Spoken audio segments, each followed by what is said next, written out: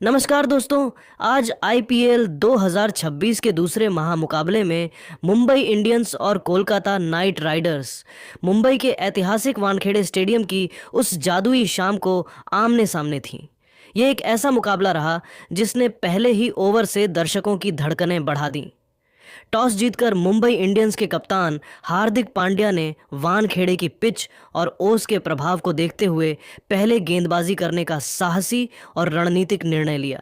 इसके बाद केकेआर की ओर से पारी का आगाज करने उतरी फिन एलन और कप्तान अजिंक्य रहाणे की नई सलामी जोड़ी। आज हम आपको केकेआर की पारी के उन शुरुआती 12 ओवरों का रोंगटे खड़े कर देने वाला हाल बताएंगे जहां रहाणे के क्लास और फिन एलन के मास अवतार ने मुंबई के गेंदबाजों की बखिया उधेड़ दी।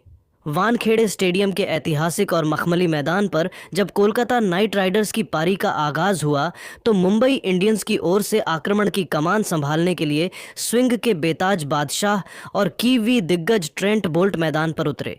बोल्ट ने अपनी पहली 2 गेंदों पर अपनी सटीक लाइन और इन स्विंग से बल्लेबाजों को बांधने की भरपूर कोशिश की, लेकिन मैच की तीसरी ही गेंद पर कप्तान अजिंक्य रहाणे ने अपने इरादे पूरी तरह साफ कर दिए।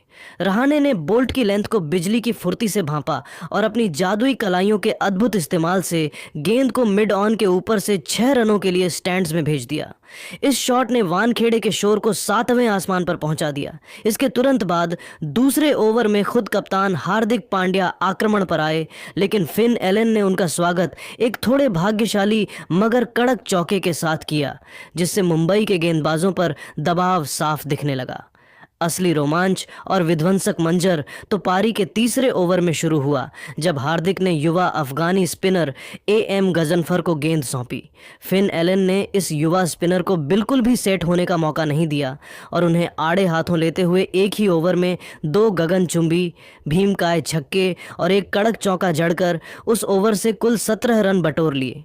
एलन का वह 86 मीटर लंबा मॉन्स्टर छक्का देखकर वानखेड़े का हर एक दर्शक और मुंबई का डगआउट पूरी तरह सन्न रह गया था। लेकिन तबाही का असली मंजर तो चौथे ओवर में आना अभी बाकी था। कप्तान हार्दिक पांड्या एक बार फिर गेंदबाजी के लिए आए, लेकिन रहाणे आज किसी विनाशकारी अवतार में नजर आ रहे थे। रहाणे ने हार्दिक की गेंदों पर लगातार 2 बैक टू बैक छक्के जड़े और फिर इसी ओवर में फिन एलन ने अपनी ताकत का प्रदर्शन करते हुए 3 लगातार चौके जड़कर इस ओवर को 26 रनों के एक विशालकाय ओवर में तब्दील कर दिया। केकेआर ने मात्र 4 ओवरों के भीतर ही 50 रनों का आंकड़ा पार कर मुंबई के खेमे में हड़कंप मचा दिया था।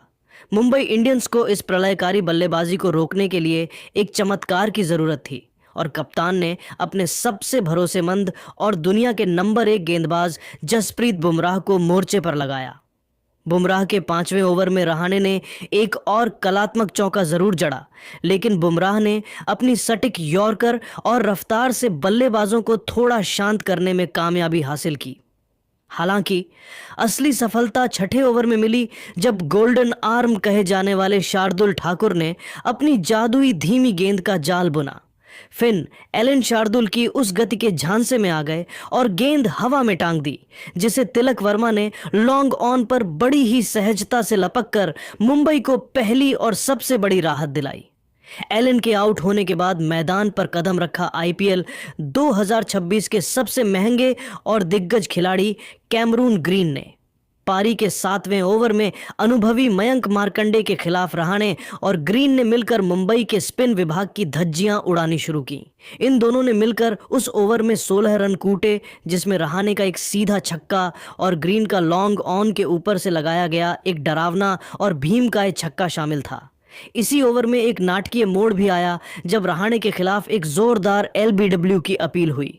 मुंबई ने बिना देर किए रिव्यू DRS लिया, लेकिन रिप्ले में साफ दिखा कि गेंद लेग स्टंप के बाहर जा रही थी, जिसके कारण मुंबई ने अपना एक महत्वपूर्ण रिव्यू गंवा दिया। लेकिन 8वें ओवर में शार्दुल ठाकुर ने एक बार फिर अपनी पालघर एक्सप्रेस वाली चतुराई दिखाई। उन्होंने दुनिया के सबसे महंगे खिलाड़ी ग्रीन 18 रन को अपनी एक और घातक धीमी शॉर्ट पिच गेंद पर फंसाया। शेरफेन रदरफोर्ड ने डीप पॉइंट पर चीते जैसी फुर्ती से आगे की ओर डाइव लगाकर एक अविश्वसनीय और हैरत अंगेज कैच पकड़ा, जिसने केकेआर को दूसरा झटका दिया। ग्रीन के पवेलियन लौटने के बाद युवा सनसनी अंकुरिश रघुवंशी क्रीज पर आए। 9वें ओवर में ट्रेंट बोल्ट ने वापसी की कोशिश की, लेकिन अजिंक्य रहाणे आज किसी और ही दुनिया के बल्लेबाज लग रहे थे। उन्होंने बोल्ट की एक तेज गेंद पर बड़ी ही नजाकत के साथ 2 रन दौड़कर मात्र कुछ ही गेंदों के भीतर अपना शानदार और रिकॉर्ड तोड़ अर्धशतक पूरा कर लिया। दूसरी ओर युवा रघुवंशी ने भी अपनी प्रतिभा का परिचय देते हुए बोल्ट को एक कलात्मक और कॉपी बुक कवर ड्राइव जड़कर अपना खाता खोला। 10वें ओवर में गजनफर के दोबारा आक्रमण पर आते ही रहाणे ने एक बार फिर अपना रौद्र और आक्रामक रूप दिखाया। उन्होंने मिड विकेट के ऊपर से एक हिमालयी और भीमकाय छक्का जड़कर न केवल अपना स्कोर बढ़ाया, बल्कि केकेआर के कुल योग को भी रॉकेट की रफ्तार से 120 के पार पहुंचा दिया। वानखेड़े की लाल मिट्टी आज रहाणे के क्लास की गवाह बन रही थी और मुंबई के गेंदबाज इस प्रलय को रोकने के लिए बेबस नजर आ रहे थे। वानखेड़े के ऐतिहासिक मैदान पर पारी के 12 ओवरों की समाप्ति के बाद कोलकाता नाइट राइडर्स का स्कोर अब 2 विकेट के नुकसान पर 136 रनों के एक बेहद मजबूत, विशालकाय और चुनौतीपूर्ण आंकड़े तक पहुंच चुका था। मैदान के चारों तरफ केकेआर के प्रशंसकों का शोर गूंज रहा था, क्योंकि उनके कप्तान अजिंक्य रहाणे आज किसी और ही मिट्टी के बने नजर आ रहे थे। रहाणे मात्र 37 गेंदों पर 66 रनों की एक ऐसी राजसी, कलात्मक और साथ ही साथ विस्फोटक पारी खेल रहे थे, जिसने T20 क्रिकेट की परिभाषा ही बदल दी थी। उनकी इस पारी में अब तक 3 जादुई चौके और 5 गगनचुंबी छक्के शामिल हो चुके थे, और सबसे बड़ी बात यह थी कि इनमें से हर शॉट क्रिकेट की कॉपी बुक शैली का हिस्सा लग रहा था। दूसरे छोर पर युवा सनसनी अंकुरिश रघुवंशी भी अपने कप्तान का बखूबी साथ निभा रहे थे और अपनी निडर बल्लेबाजी से मुंबई के गेंदबाजों को चैन की सांस नहीं लेने दे रहे थे। वानखेड़े की वह मशहूर और जीवंत लाल मिट्टी वाली पिच आज बल्लेबाजों के लिए किसी मखमली कालीन की तरह व्यवहार कर रही थी, और केकेआर की टीम अब एक ऐसे ऐतिहासिक और विशाल स्कोर की ओर तेजी से बढ़ रही थी, जो मुंबई इंडियंस के लिए भविष्य में एक डरावना और भयावह सपना साबित हो सकता था। हैरानी की बात तो यह थी कि दुनिया के सबसे सटीक और घातक गेंदबाज माने जाने वाले जसप्रीत बुमराह और स्विंग के सुल्तान ट्रेंट बोल्ट जैसे दिग्गज भी आज बेबस और लाचार नजर आ रहे थे। रहाणे के उस अद्भुत क्लास, उनकी टाइमिंग और उनके शांत दिमाग के सामने इन अनुभवी गेंदबाजों की हर रणनीति, हर यॉर्कर और हर बाउंसर बेअसर साबित हो रही थी। वानखेड़े का कोना कोना आज रहाणे के उस विध्वंसक अवतार का गवाह बन रहा था, जिसने मुंबई के गेंदबाजी आक्रमण की बखिया उधेड़ कर रख दी थी और केकेआर को इस महामुकाबले में पूरी तरह ड्राइविंग सीट पर ला खड़ा किया था। वानखेड़े स्टेडियम की वह शाम अब एक ऐसे ऐतिहासिक और प्रलयकारी विध्वंस में तब्दील हो चुकी थी, जिसने मुंबई इंडियंस के विश्व स्तरीय गेंदबाजी आक्रमण की धज्जियां उड़ाकर रख दी थीं।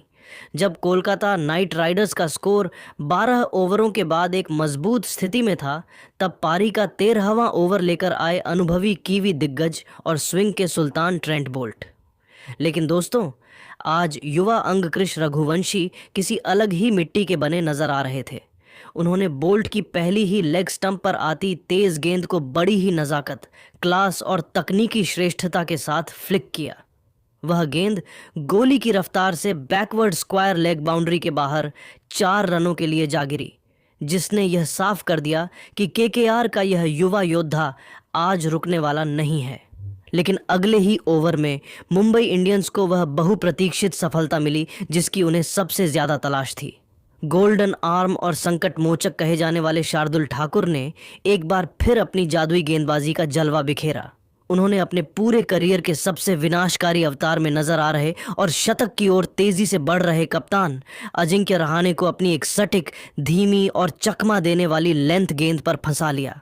रहाणे ने एक कलात्मक इनसाइड आउट शॉट खेलने की कोशिश की, लेकिन गेंद बल्ले के ऊपरी हिस्से पर लगकर हवा में ऊंची टंग गई। एक्स्ट्रा कवर पर तैनात कप्तान हार्दिक पांड्या ने अपनी एकाग्रता बनाए रखते हुए एक आसान सा कैच लपका और रहाणे की उस राजसी, शाही और ऐतिहासिक पारी का अंत कर दिया।